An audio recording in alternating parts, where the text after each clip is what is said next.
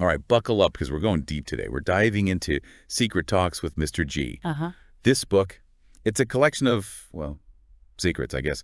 Thoughts and stories from students of a mysterious Mr. G. Yeah, he was kind of a shadowy figure sharing this system of knowledge back in the mid-20th century. And this knowledge, it's pretty out there, right? We're talking Definitely. esoteric stuff. The soul, magic, even living longer. Yeah, some wild concepts. Okay, so first things first. Who was this Mr. G? Some kind of, like, secret society guru. Honestly, the book, it's pretty vague about his background. Adds to the mystique, I suppose. But what we do know, he had this group of devoted students, really wanted to, grasp this deeper reality he was teaching about. And what about this objective magic? Sounds like, I don't know, fantasy novel stuff. Well, Mr. G, he actually made a distinction between ordinary magic and objective magic. Okay, I'm listening. He saw, like, typical psychic phenomena, spiritualism, all that, as mostly self-deception. Fun, maybe, but ultimately a distraction. So no spoon bending with mind power. He was aiming for something way more profound, an objective reality, beyond our, subjective perceptions, biases, all that. So how do you even tap into this objective reality? Did he, like, meditate in a cave for a decade or something? He did spend time in isolation to kind of clear his mind, get to the core of things. But what's fascinating is he found these landmarks in the regular world, places or objects holding this hidden knowledge. Landmarks. Okay, now I'm really curious. Like what? A statue in a park? A certain book? He's not specific, unfortunately. Part of the mystery, I guess. But the point is, the clues are all around us if, we know how to look. So say I want to find these landmarks. Where do I even start? Mr. G would say, first, you got to master what he called the animal inside you. Not a literal animal. What are our base urges, impulses, desires, those things that keep us stuck.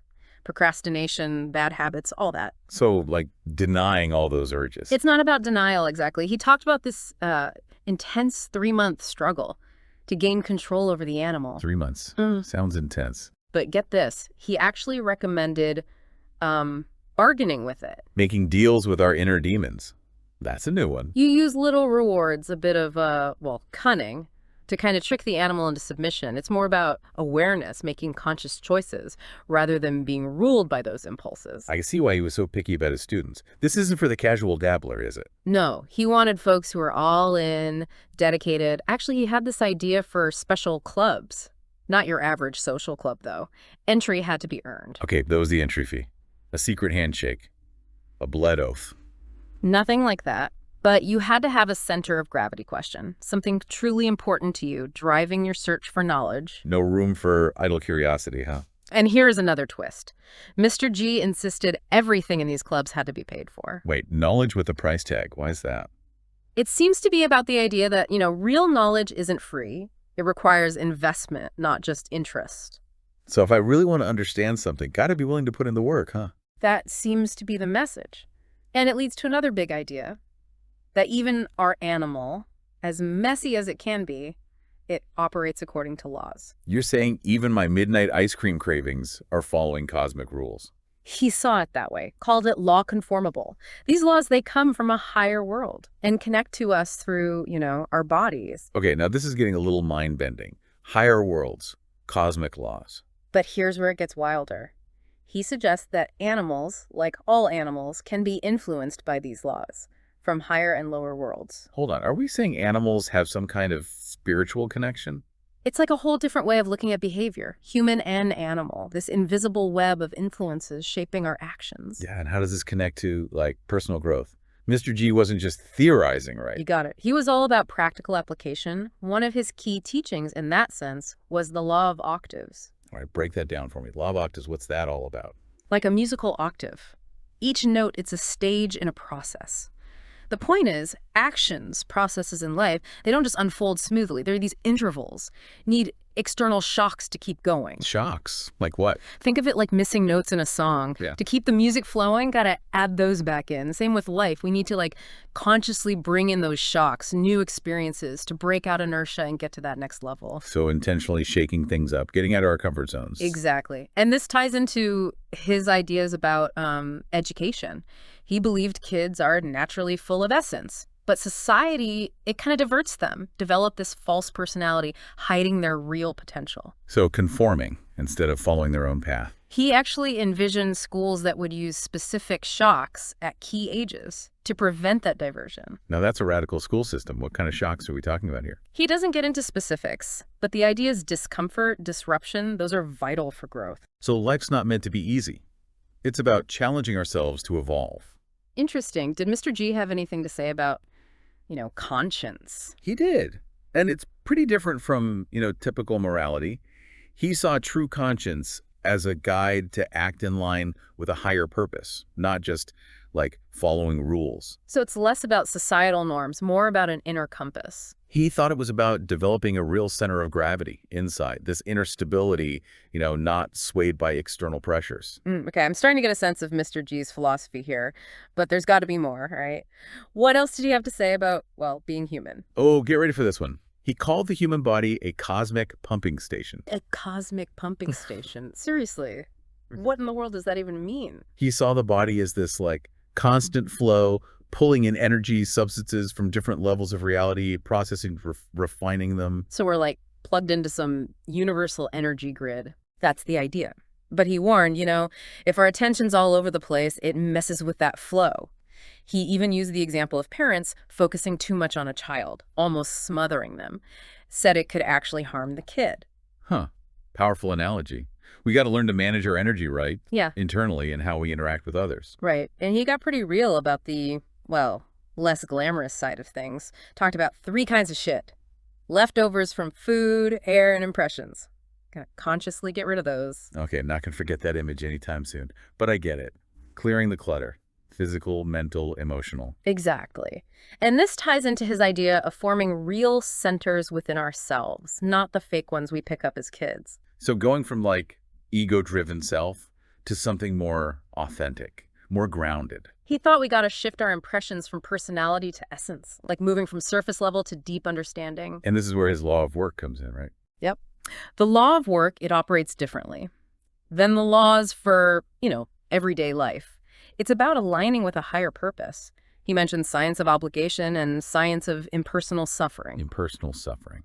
Okay, now we're getting into some serious territory. He challenged his students, that's for sure. Told this story about a student couldn't take on a higher obligation, too caught up in his own personal problems. So gotta rise above our personal dramas, connect with something bigger. He said even his own actions, they were driven by this work, not just helping individual students. That's a pretty different perspective. True teachers, not just giving info, but fulfilling a higher calling. Which brings us to one of his, toughest concepts, objective slavery. The term, yeah, it's kind of jarring at first, but he used it to describe a path to, real development, surrendering to something bigger, accepting the challenges that come with it. So instead of resisting the hard stuff in life, we embrace it. He thought that by expanding our suffering, we actually increase our perception, our ability to do the work, as he called it. That's a paradox, isn't it? But it makes me think of people dedicated to service, facing hardship, but finding meaning in it. And vows were a big deal for him. Believe they connect us to, a higher force, provide a framework for commitment. So it's not just promising ourselves something, it's aligning our will with something greater. Then there's this cryptic phrase that pops up. Must go to Philadelphia to progress in the work. Philadelphia, as in the city. What's that all about? Never explains it directly. Typical Mr. G, left open to interpretation. Maybe it's a metaphor, like a state of consciousness. Brotherly love, transcending ego, connecting with something bigger. Could be. But the journey starts with self-observation. Mr. G was big on that. Pay attention to your reactions, habits, how you respond to the world. So becoming aware of our autopilot, making conscious choices instead. He thought real change comes from understanding our own patterns. And he was pretty critical of modern society, how it impacts our development. What did he say about that? He didn't like the speed, the overstimulation, thought it blocks us from reaching our potential. He saw those first 5 years of life as super important when our foundation gets built. So early environment shapes who we become. Big time. He felt modern childhood, it's often missing stuff.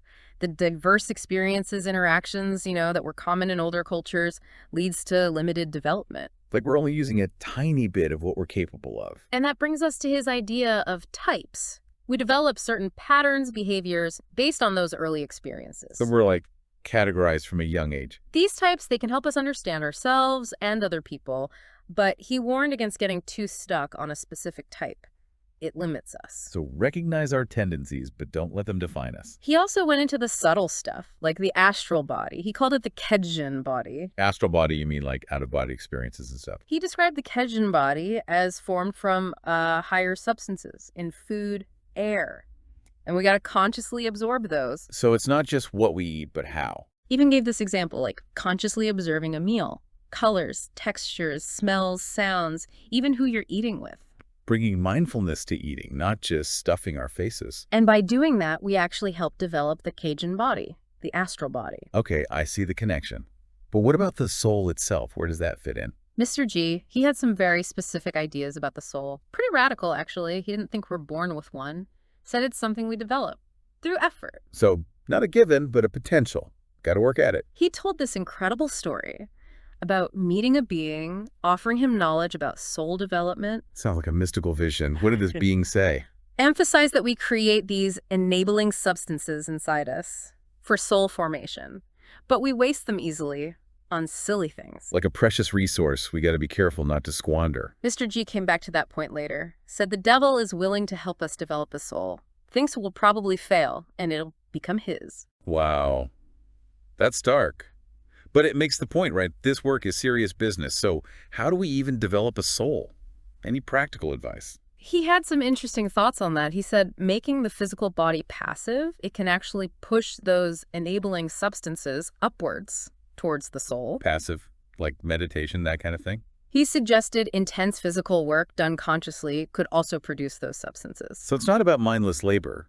It's about the intention behind our actions. He even said that, those who are really serious about this, they might need 2-3 years of intense focus, sacrifice. 2 to 3 years, that's hardcore dedication. He also had specific ideas about setting up a sacred space. For prayer, higher work, men and women having different roles in that. So creating an environment that supports inner work. And then there's his take on longevity. He saw the body as like a capacitor for impressions, has a limit, gets overloaded. Like we only have so much space to store experiences.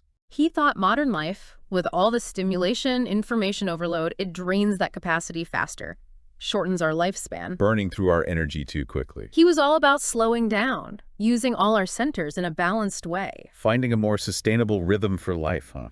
He also thought that isolating yourself from too many impressions could help you live longer. Creating boundaries, filtering out the noise. And lastly, he talked about the fundamental laws of the universe, specifically the law of three and the law of octaves. Okay, let's dive into those. They sound pretty central to Mr. G's whole worldview. He said these laws, they started within the Sun Absolute, God essentially, and they emanated outwards to create the cosmos. So it's like a blueprint for creation itself. He described cosmic evolution and how we humans, we play a role in transforming substances. We're not just watching, we're participating in how the universe unfolds. Exactly.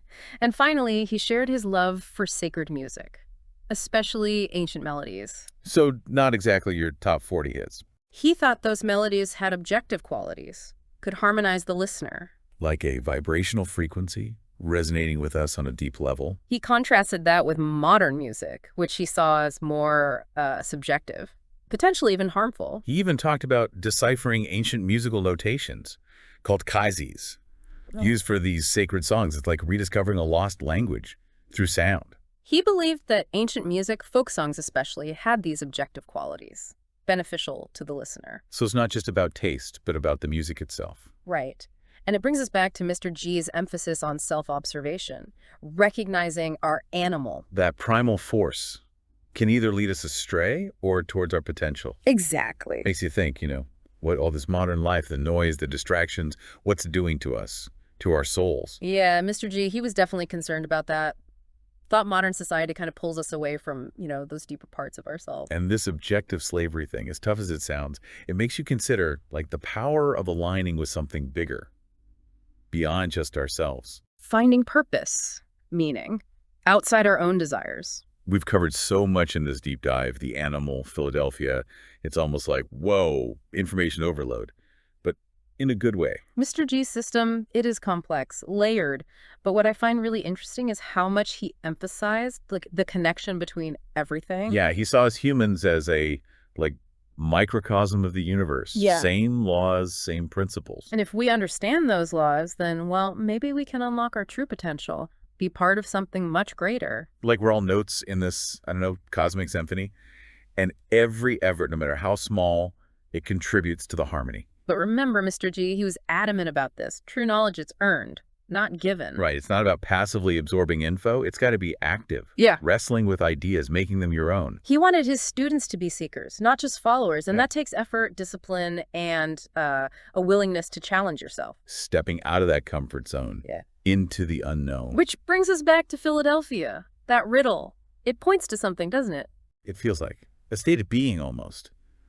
A place where we transcend ego, connect with something larger. Unity, belonging, realizing we're all part of this thing way beyond our understanding. Maybe that's the whole point of this work, as he called it, to find our place in the cosmic scheme. Contribute to, I don't know, the evolution of consciousness itself. It's a vision that asks us to expand our awareness, be more compassionate, connected. So what does this all mean for us here, now? How do we take these big ideas and make them real in our lives? I think it starts with what Mr. G kept saying, self-observation. Paying attention to our patterns, reactions, how we move through the world. And then making choices. Choices aligned with, well, our best selves. Even if that means facing some hard truths about who we are. Mr. G's teachings, they're a call to action, to be more conscious, intentional, to live up to our potential. Master that inner animal. Embrace, well, objective slavery to a higher purpose. Create that sacred space for inner work. Becoming the best versions of ourselves, not just for us, but for everyone. Maybe that's the most important part of Mr. G's legacy. Inspiring us to live with purpose, with meaning. To be like beacons of light in a world that can feel pretty dark sometimes. Remembering that we're not just individuals, we're all connected, part of this incredible web of life. And we each have something to offer, our own gifts, talents, to help create something truly amazing. As we wrap up this deep dive into Mr. G's world, I'm feeling, I don't know, a sense of awe and this renewed commitment to keep exploring, keep learning about myself. Let his teachings guide you as you continue to uncover those mysteries within, that incredible potential we all have. Until next time, keep diving deep. May your journey be full of wonder, discovery, and a real sense of purpose.